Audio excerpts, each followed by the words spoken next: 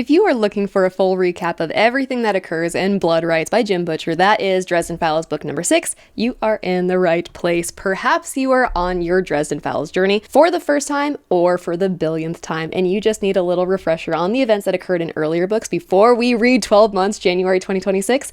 I'm so glad that you're here. I'm glad you found your way to my channel because I got a lot of Dresden Files content on my channel. That's pretty much all I talk about nowadays. It's my current obsession, and I really can't help myself. And honestly, I probably need help. I'm not going to get it because I'm happy where I'm at, okay? I love Harry Dresden. I love Jim Butcher's writing. And I'm happy to be this obsessed, okay? So, is it a problem? Yeah. Do I care to fix it? No.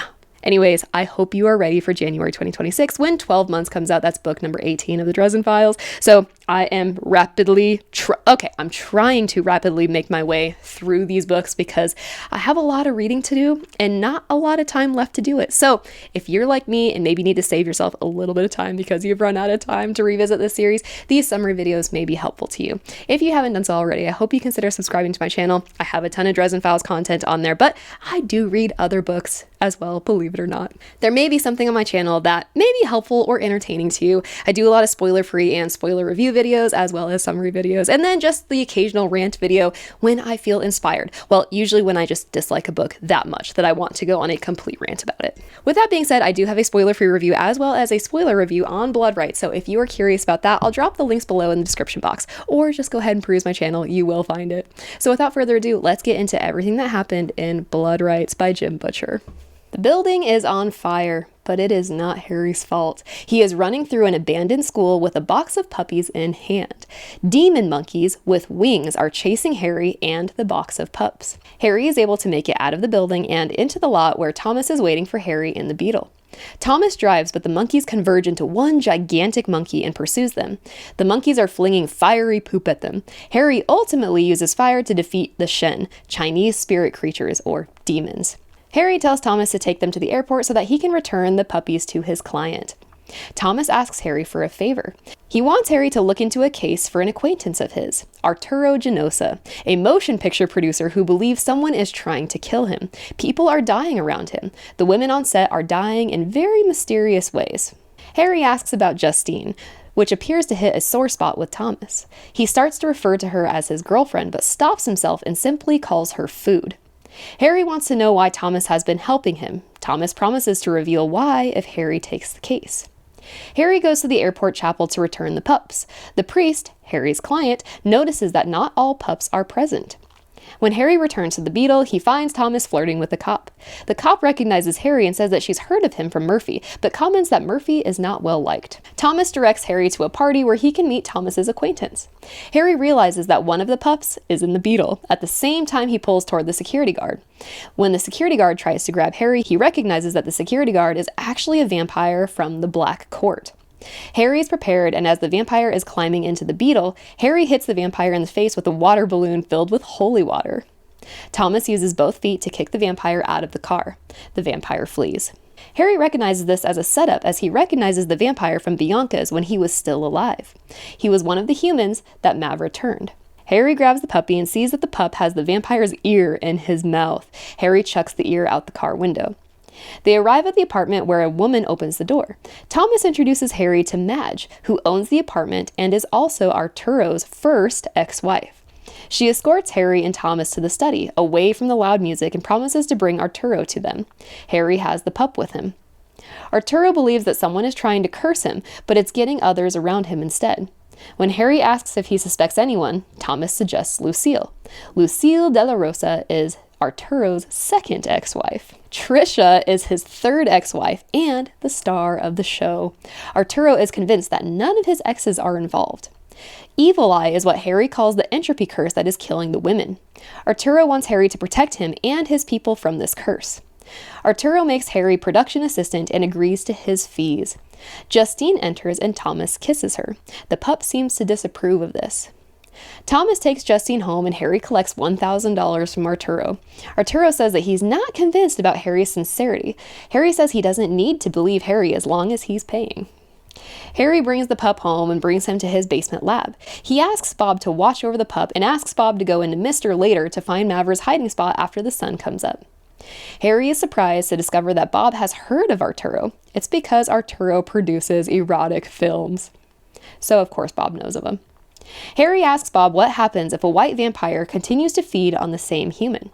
Bob says that eventually it will kill the human. A heart attack during an intense feeding usually kills them. Bob says that the white vampires can't control their hunger or need to feed. Harry files this information away for later, thinking about Thomas and Justine. The next morning, Harry lets Bob/Mr. out of the house and Harry has breakfast with the pup. Harry calls 2 people for help and leaves them both voicemails.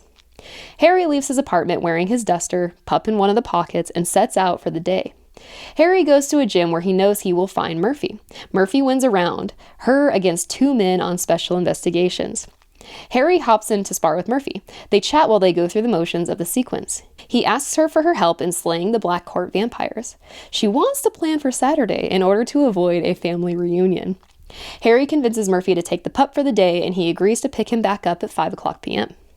Harry heads to his first day on set. When Harry arrives, he meets Jake and Bobby.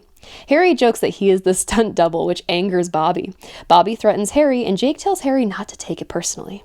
Harry meets Joan, who is the producer. She expresses pretty strong dislike of Trisha Scrump, who is also known as Trixie Vixen, who is also an actress, and also one of Arturo's exes. She is always late, and it really peeves Joan.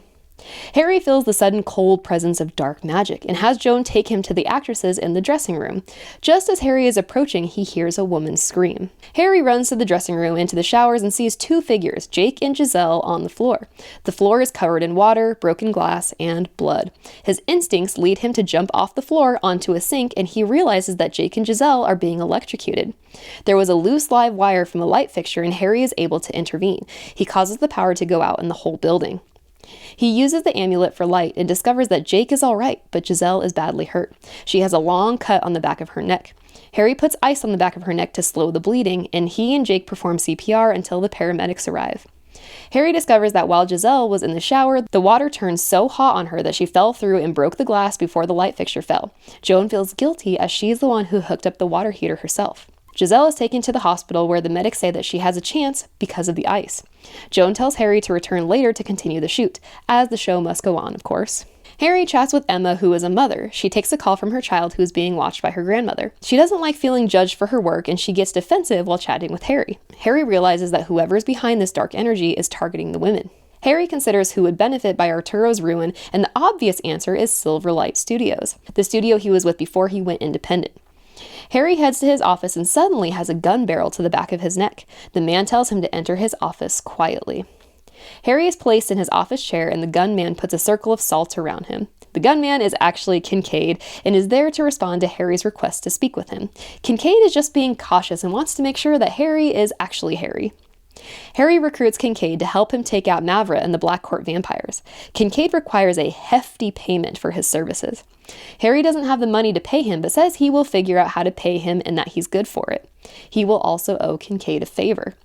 Kincaid says that if Harry doesn't pay up, he will simply assassinate him. When Harry asks if Kincaid is human, he says he's just as human as Harry is. Harry goes to see Murphy and pick up the pup. Murphy is extremely upset, and her special investigations team attribute it to her disdain for paperwork, but Harry knows it's more than that. They walk together, and Harry discovers that Murphy's little sister is engaged, and it will be all the talk at the family reunion. Murphy is the oldest and still single. She hasn't been on a date in 2 years. Murphy feels sadness that there is a wedge between her and her mother, and her mom doesn't agree with her career choice, and she didn't want Murphy to divorce her second husband. Harry tells Murphy that she should talk to her mom. Harry goes back to the set and meets Inari, the associate production assistant. He asks her to watch the pup as she escorts him to Arturo. Arturo is grateful for how Harry was able to save Giselle. Trixie Vixen enters the office and is pissed at Arturo. Harry takes note of Trixie's beauty. She is mad that Arturo has cast another star who she despises and calls her a bitch. Arturo reassures her that Trixie is the star of the show, though he has clearly also brought someone else on. Trixie is rude to Harry, gets his name wrong, and demands a latte from him. As she is leaving, she almost runs into Lara Romani. Laura makes Trixie look like the ugly stepsister in comparison. Laura is stunningly gorgeous, and Harry feels an insane attraction to her. Laura comments that Inari is her little sister and is now old enough to perform. Arturo leaves with Laura, and Harry calls Murphy from Arturo's office. Murphy found out more information on Arturo and about how he fled his family in Greece to avoid their debts. Harry thumbs through a photo album, and he sees a lot of newspaper clippings and discovers that Arturo is considered revolutionary. Harry feels a cold presence and sees a shadowy figure in the doorway. Something whistles past his head, and he later discovers that it's a poison dart. The shadowy figure disappears before he can pursue it. Harry feels awkward on the set as actors perform the scenes. He retrieves the pup from Inari and overhears her phone conversation with her dad. She mentions Bobby. Harry sees a shadowy figure in the corner, and when it takes off running and out of the building, Harry gives chase. The man ends up at a fence that he attempts to climb, but Harry uses magic to set fire to the top of the fence before he can reach the top. Harry is able to restrain the man, and he discovers that it's Thomas. Harry lets go, but punches Thomas in the face. Harry is mad that Thomas is hiding something and didn't tell him about certain actors potentially being from the White Court. Laura appears with 2 guns trained on Harry. Laura tells Harry to get away from her little brother. Thomas tells Laura to relax, and Laura is surprised to discover that Thomas led Harry here, and she is surprised that Thomas entered the game now, of all times. Thomas is trying to take down his father. Laura says that she loves Thomas, but she will side with their father. Harry and Thomas try to work together and avoid Laura's bullets, but the plan doesn't work, and Thomas gets shot twice. 1 bullet in the chest and 1 bullet in the leg. Harry tries to help Thomas up and get him indoors, but Thomas is losing a lot of blood. As Harry is trying to carry Thomas, he hears footsteps, and Harry drops Thomas and fires at who he thinks is Laura. At the last second, Thomas nudges into Harry, causing him to miss the target, which is fortunate because it's actually Inari and not Laura. Since Harry shot at her, Inari assumes that Harry is the one who hurt Thomas. Inari grabs Harry's blasting rod and smacks him so hard in the back of the neck that it breaks. Laura appears and tells Inari to get inside and call the police. Before she can go, 3 Black Court vampires appear, one of which is the earless one that Harry encountered earlier. At the same time, Harry feels the cold presence of the entropy curse. Harry engages the magic that he prepared with the bear-shaped steel belt buckle that he made. He suddenly feels refreshed, feeling hopeful and positive.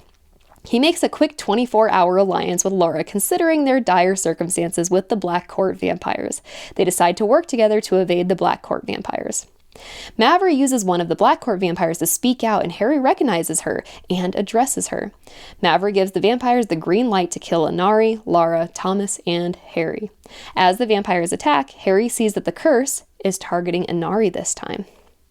Harry grabs the 2 pieces of his blasting rod and gives one to Inari to use as a stake. Inari tries to use her half of the blasting rod to stab the vampire, but she is immediately injured and the vampire breaks her wrist.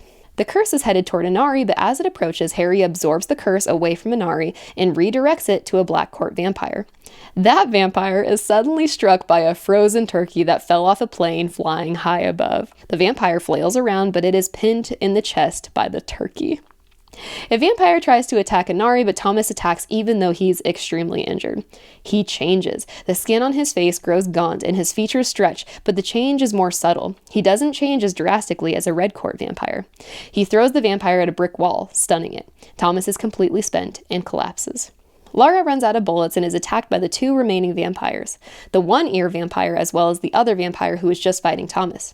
They bite her, and that's the moment Harry has been waiting for. He waited until they were both distracted by the feeding before he uses one of Laura's heels to stab a vampire through the heart. Harry uses his pentacle to harm the one-eared vampire, and the power of the pentacle causes the turkey crush vampire to burst into flame, though one ear flees and escapes alive. Laura changes and beats the heel-staked vampire in the face and ultimately tears its head off and kills it. Laura asks Harry for help getting Thomas and Inari away. Harry grudgingly agrees to get his car. Harry stops by the set to grab his stuff, puppy included, and jumps into his Beetle to get Laura, Thomas, and Inari. Laura tells Harry to drive to her family's house. She reassures Harry that she will honor their truce and that no harm will befall Harry, who will be considered a guest in her home. Laura tells Harry that Thomas will be okay, but he needs to feed within the hour or he will die. Before they all enter the home, a limo arrives. 4 bodyguards exit, 2 sets of identical twins, before a man exits who is described as even more handsome than Thomas. He addresses Laura and she calls him father. When Harry gets mouthy, Lord Wraith wants to kill him, but Laura stops him and tells him about the truce. Lord Wraith says he will also honor that truce. Laura helps Harry carry Thomas into the bedroom, and Harry notices that the limo driver is following them. When Harry comments on this, Laura says that he's there to dispose of the body. When Harry expresses confusion, Laura clarifies that the dead body won't be Thomas, but it will be Justine. As they enter the bedroom, Laura places Thomas in the pit in the floor with pillows. She excuses herself to attend to Inari. Justine is there and is horrified by Thomas's state. She wants to help even though Harry explains that the feeding will kill her. She says that she still wants to do it because she loves him. The power from Harry's belt winks out, and before he can talk to Justine and convince her otherwise, he becomes fatigued and falls asleep. Harry finds himself locked in a room. Thomas arrives to let Harry out and apologizes for the lock and explains that it was there for his safety. Harry inquires about Justine. Thomas looks guilty and tells Harry that he never wanted to hurt her. Thomas wants to talk to Harry and explain more to him, but Harry is very angry and storms out to bathe. Thomas gives Harry a spare change of clothes, a blue and orange Hawaiian shirt and jeans, but no underwear. As Harry is getting dressed, Inari comes to him. She is carrying the pup, who is growling softly at her. Inari kisses Harry suddenly. All of a sudden, Inari gets repelled back and she has blisters on her lips. She is confused and scared and appears to not know what just happened or what is going on. Thomas storms in and asks if they are all right. Thomas takes Inari to his room to rest, promising her answers after she rests. Thomas walks Harry out and says that his father tried to kill Harry by sending Inari in. Harry asks why Inari was never told about who she is and what they are, and Thomas says that it's their way, that he never knew as a kid either. They live normal human lives until they are consumed by hunger and end up feeding. The first person they feed off of always dies, which is why Wraith sent Inari after Harry. Harry asks why the kiss hurt Inari, and Thomas asks who the last person was who Harry was intimate with. When Harry says Susan, Thomas explains that it all has to do with the power of love. Because Susan and Harry loved each other, the vampires can't touch them. As Thomas is walking Harry out, he stops in a room full of portraits. These portraits were painted by Lord Wraith, and they feature every woman who has ever given him a child. Harry eventually comes across a portrait of Margaret, his mother. Thomas refers to her as his mother. Harry accuses Thomas of lying and hits him in the face for the second time that day. They fight each other and Harry ends up biting Thomas in the arm. They end up talking and Thomas says that Inari has a chance if she has a loving relationship with Bobby. Thomas wants that for her instead of the life Laura has, where their father feeds from his female children. Thomas wants Harry, his half-brother, to help him overthrow Lord Wraith, save Inari from impending doom, and help Arturo. Thomas shows Harry that he has a matching pentacle that was gifted to him from their mother as well. Harry doesn't want to believe Thomas and challenges him to prove it. The only way Thomas can is through a soul gaze. Harry and Thomas look each other in the eyes. Harry sees a different version of Thomas than what he sees in real life. Thomas is being consumed by a humanoid creature which represents the hunger that he fights. Harry's mother appears. She corroborates what Thomas has said. She explains that Justine was Thomas's strength, and now she's gone. She tells Harry that he and Thomas need each other. Margaret gives Harry a gem, saying that it is insight. Harry and Thomas return from the soul gaze, and they both are moved by the experience. Harry goes home and sees that someone or something tried to get past his wards. They were unsuccessful, but Harry is still unnerved by the attempt. Harry goes down to the lab and asks Bob if he found Mavra. Bob spent the day at strip clubs instead of truly going out to try to find Mavra. Harry is pissed and threatens to crush his skull to dust if he doesn't go back out there and find Mavra's hideout. It is now Saturday, and Harry goes to the PD to take Murphy to IHOP for breakfast. Today is her family reunion. Kincaid meets them there, and he insults Murphy until she flips him over her shoulder and into the wall before training her gun under his chin. Kincaid is impressed and says that he taunted her because he wanted to see if she lived up to her reputation. He has heard about Murphy. Harry, Kincaid, and Murphy discuss a plan to take down the Black Court vampires. Harry warns Kincaid and Murphy that Mavra is a wizard vampire, and they plan to strike later that day in a few hours. Murphy and Harry head back to the PD, and before they part ways, Murphy says something that triggers an epiphany in Harry. He realizes that the killers behind the entropy curse are on a schedule. Harry realizes that the curses will strike 13 minutes before noon and midnight. Harry races off to the set, knowing that if he can get there in time, he can protect whoever is targeted next. He has an hour before the curse strikes again. Harry arrives at the set and recruits Jake to help him set up a counterspell which involves chalk and a mirror. Jake is skeptical when Harry tells him what he's doing, but he ends up being a capable helper. Jake casually mentions that Arturo is in love and is likely planning a wedding soon, which surprises Harry. Bobby arrives and contemplates what his stage name should be. He apologizes to Harry for being an asshole. Harry accepts and they shake hands. After the two men leave, Harry calls Murphy to ask if she found more information on Arturo. She found a 4th marriage license scheduled for next Thursday. Harry and Murphy discuss that there is now a motive when Trixie suddenly enters, pointing a revolver at Harry. She cuts his connection with Murphy and tells someone on her cell that she has him. When Trixie doesn't make any demands of Harry, he realizes that she simply wants to hold him there until the ritual can be carried out. Harry realizes that she employed someone to complete the ritual on all the women because she doesn't know who her actual target is. Trixie knows that Arturo has found love again, but she doesn't know who it is. She just assumes that it's someone on the set. Harry knows that the curse is coming for Emma, as she is the only remaining female that hasn't been attacked yet. Trixie tells Harry that she destroyed his counterspell by breaking the circle. Harry knows that he can't do anything to stop the curse from getting Emma if Trixie holds him there. Harry chances a look at the door, which causes Trixie to lose focus and look as well. Harry advances and ultimately takes her gun, but not before it goes off and Trixie gets hit in the leg. Trixie cries and begs for Harry not to kill her. She pisses herself and Harry can see that the bullets broke some bones in her leg. Harry is filled with rage for what she did and desperately wants to kill her. He's not sure how he suppresses the urge to kill her, but he does. He goes to address the curse, but he's too late. Emma suffered 2 bullets and was dead before she hit the ground. Trixie arrives behind Harry and says that that wasn't part of the plan. Others arrive on scene and Trixie sees her opportunity. She blames Harry for hurting her and killing Emma. Harry flees. Joan tries to stop him at the exit, but Harry convinces her to let him go. He leaves her the gun and tells her that the cops will find Trixie's fingerprints on the weapon. He tells her that he has to go stop whoever Trixie was working with or someone else will get hurt that night. Joan lets Harry go and Harry runs. Harry knows that there are others involved in the killings, people helping Trixie. He suspects that there are 4 of them, potentially all of the ex-wives working together. Harry figures that he is next in line to receive the curse 12 hours from now. Harry wonders if he will even get the chance to deal with the curse, or if Mavra and the Black Court vampires will kill him first. When Harry arrives at home, Mr./Bob is returning at the same time. Harry asks Bob if he found Mavra's hiding place, and Bob confirms that he has. They are at a homeless shelter.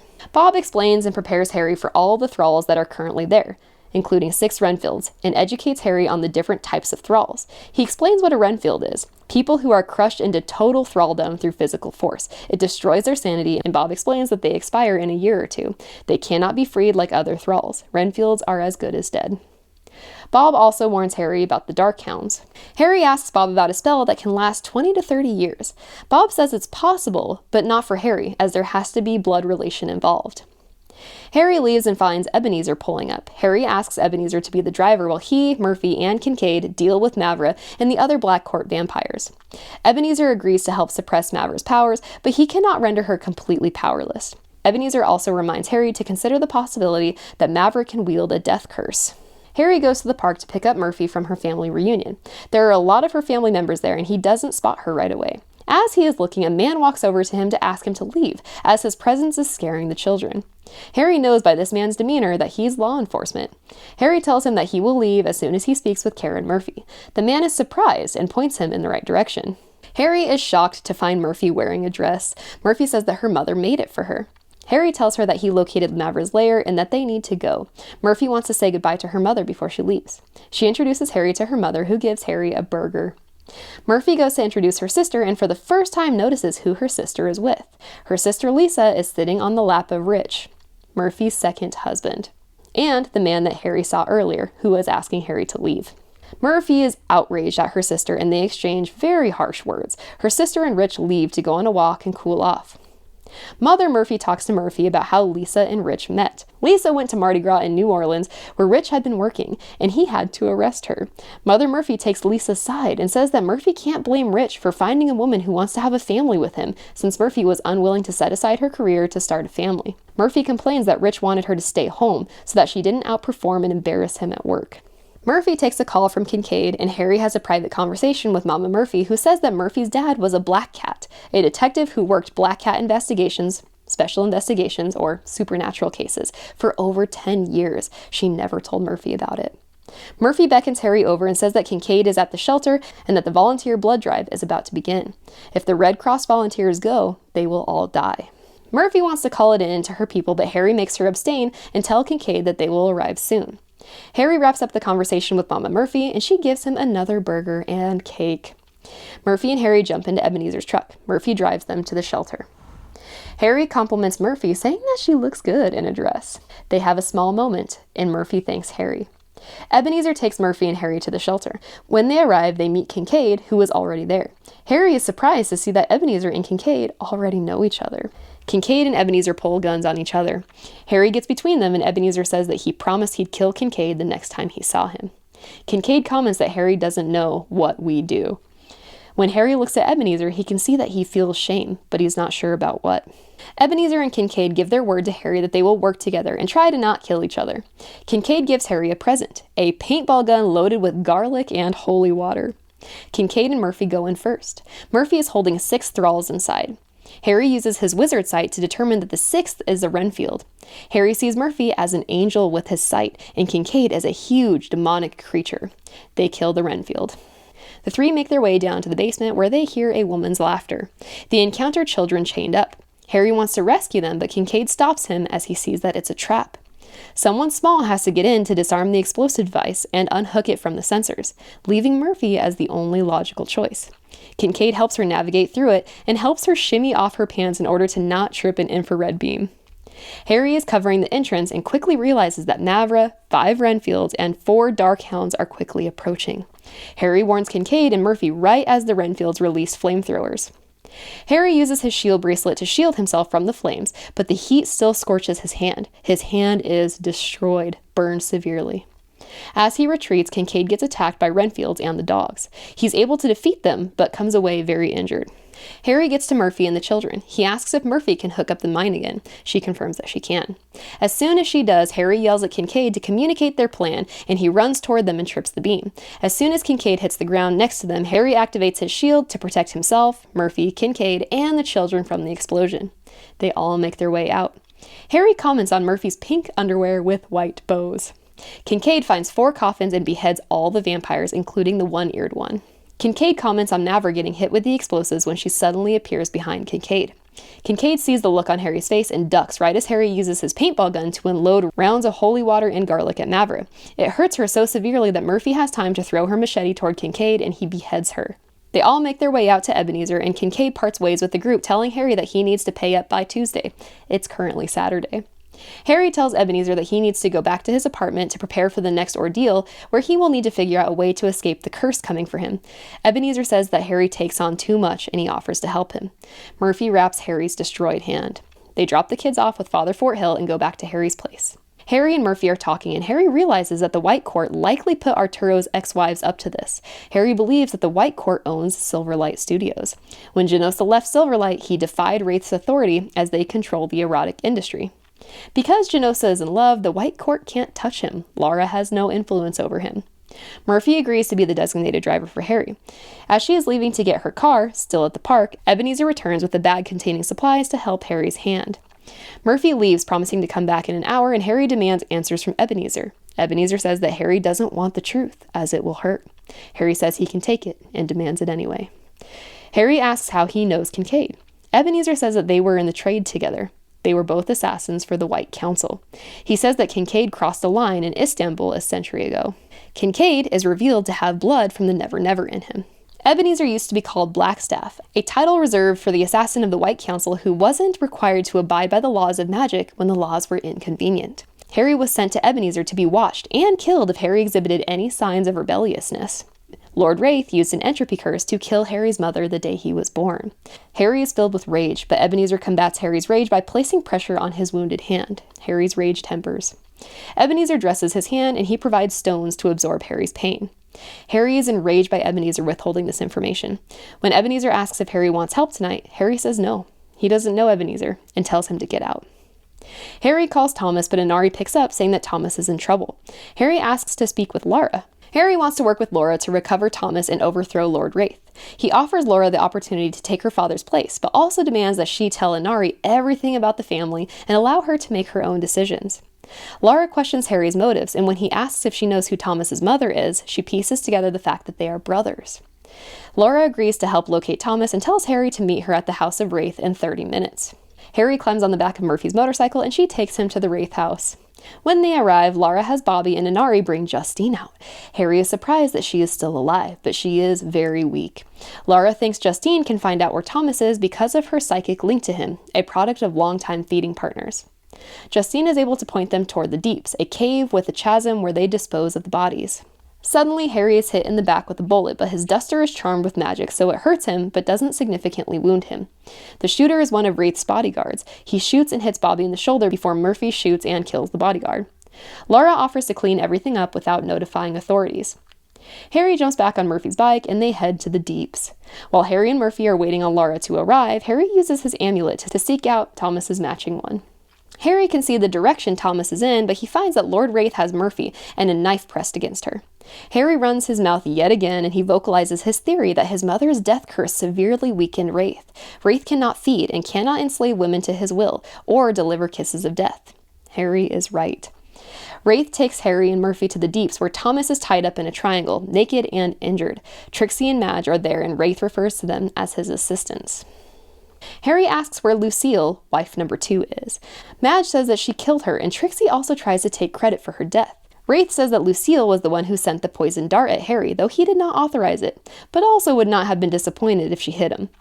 Trixie gets mouthy, and Madge uses magic to slap a webbed object over her nose and mouth, suffocating her. Before she dies, Wraith confirms that Madge can perform the ritual alone, and once Madge says yes, Wraith throws Trixie into the chasm. Madge starts the ritual, but soon they hear ambulances and sirens. Harry taunts Wraith to make him worry that something happened to his daughter Inari. Wraith runs off and tells his female bodyguard to keep the gun trained on Harry. Harry taunts the bodyguard enough for her to lose focus on Murphy when Murphy comes running toward the guard and kicks her in the head, killing her. Murphy uncuffs Harry. All the while, Madge keeps muttering words to prepare her curse. Harry tells Murphy that as long as someone dies due to the curse, the being behind it will be satisfied, so they plan to convince Madge to set the curse upon Wraith, rather than Harry. Harry goes back to his post, pretending to be cuffed. When Wraith returns, Harry and Murphy surprise attack him. Harry uses the cuffs to cut off his ear and stabs him through the eye with his sword cane, while Murphy shoots him in the back. Wraith runs off and the lights go out. Murphy gets hit by Wraith and goes down. Madge has almost completed the ritual and calls upon He Who Walks Behind, the demon that Justin sent after Harry all those years ago. She's about to stab and sacrifice Thomas when Harry uses his magic to stop and redirect the killing stab. Harry cannot touch Wraith with his magic. Harry throws the keys at Thomas so that he can free himself, but as soon as he does, Wraith breaks Thomas's neck and he goes down without a twitch. He Who Walks Behind goes into Madge, but she dies in the process of that possession. Harry shoots at Wraith, but he heals himself. Harry has a conversation with Wraith, knowing and hoping that Laura is watching and listening. He gets Wraith to admit that he does not love his children. As soon as Wraith heals completely, he tells Harry he's going to kill him, but Laura announces her presence. She confronts her father and tells Harry to get Thomas and Murphy out so she can renegotiate the terms with her father as she disrobes. Thomas is alive, but very hurt with his broken neck. Harry tells Thomas that Justine is alive, and Thomas loses consciousness with tears on his cheeks. It occurs to Harry that he survived the whole ordeal and now has to worry about getting Kincaid paid by Tuesday, and he doesn't have the money. The next morning, Harry wakes up to a horrible pain in his hand. The stone bracelet Ebenezer gave him has worn out. Thomas appears with blue pills to help manage Harry's pain. Thomas cooks breakfast, eggs and bacon. It's horrible, but he and Harry eat together, and Mr. and the pup eat the burned and undercooked discards. Thomas thanks Harry for coming for him and wants him to come with him to see Justine and see how it all worked out with Laura. Harry agrees. Murphy comes to see Harry. Her face is bruised, and Harry becomes very angry at how much Wraith hurt her. She says that the investigation for Emma's death was a tragic accident as there were no prints on the gun, and the only witness, who was also the registered owner of the gun, Trixie, is MIA. Murphy takes Harry to see a specialist for his left hand. The doctor recommends amputation and a prosthetic as he will have more use of his hand than if he were to keep his mangled hand. He turns him down and buys a glove but throws the right hand out. Harry goes to see Arturo and the new Mrs. Genosa, who is Joan. Arturo pays Harry. Jake shows up. They talk about Emma. Harry realizes that Jake is father to Emma's kids. Jake and Bobby are going to start a business in Feng Shui. Harry and Thomas go to the Wraith house to visit Laura. Laura says that Thomas can no longer claim the House of Wraith as his home. In order to maintain the power that her father has, Thomas has to go. Laura suggests that Thomas visit Justine, who is in the gardens in a wheelchair. Laura promises that she will protect Justine. Thomas goes to Justine and kisses her on the cheek. His lips come away blistered. Laura says that Inari will not become one of them. She was given a choice, and she is going with Bobby to start his feng shui business. Harry and Laura make a truce. If Harry exposes the truth about her dad, she exposes the truth about Harry and Thomas sharing blood. Harry and Thomas get back in the Beetle. Harry takes Thomas back to his apartment and lets him rest while he tries to get a loan from several banks. They all turn him down. When Harry returns home, he calls Kincaid and asks for more time to get him the money. Kincaid says that he received payment hours ago. Kincaid tells Harry that Mavra went down too easy, and they believe that she might have been a decoy and that the real her is still out there somewhere. When Harry ends the call, Thomas admits to having paid Kincaid, but now only has about $50 to his name. Harry tells Thomas to take his couch until he can get his feet under him again. Paying Kincaid was considered his rent. Harry goes downstairs to talk to Bob while Thomas goes out for groceries. Harry asks Bob about He Who Walks Behind, and Bob says that he cannot be killed, just banished. There is one section of Harry's hand that did not burn. The unburned section of his hand has the sigil of Laciel on it. Thomas returns with large breed dog food and a collar for the pup who Harry decided to keep. He decides to name him Mouse. Harry acknowledges the adjustment it will be to have Thomas and the dog as new residents in his home, and he's feeling a little claustrophobic, but happy about it. That's all. That's everything that happened in Blood Rites by Jim Butcher, Dresden Files, book number 6. I hope that you liked it. I hope that this video was helpful to you. I hope that you were watching it because you are excited about 12 months coming up pretty soon. But regardless of the reason, I'm glad that you're here. If you're still with me, thank you so much for your support. I really appreciate it. I hope you consider sticking around. I hope you consider subscribing to my channel. I have a lot of Dresden Files content that may be helpful to you. And I love this channel. I would love to connect with you, other readers. I'd love to connect with you, Dresden Files fans, who love these books, hopefully as much as I do. I think that's all I have for now. I hope the summary video was helpful. I hope you're reading something great. I hope you talk to me in the comments, and I hope to catch you in another video. Until next time, I will catch you on the flip side.